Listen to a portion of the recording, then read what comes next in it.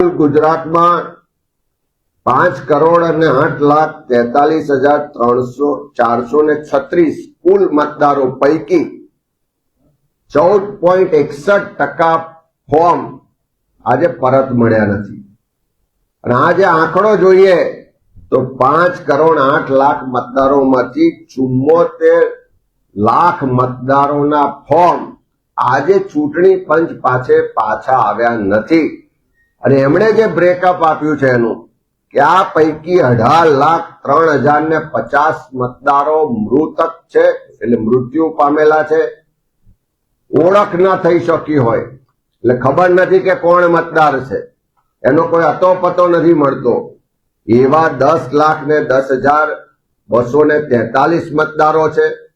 સાથે સાથે કાયમી સ્થળાંતર થઈ ગયા હોય એવા 40,37,187 મતદારો છે.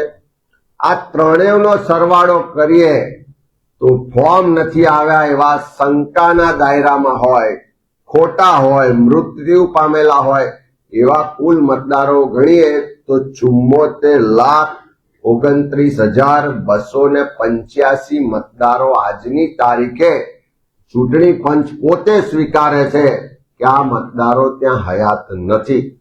એનો સ્પષ્ટ મતલબ છે, અમે તો કહેતા હતા કે 12% રેશિયોમાં વોટ ચોરી થાય, પણ આજે ચૂંટણી પંચે સ્વીકાર્યું છે કે 14.61% મતદારોનો અતોપતો નથી.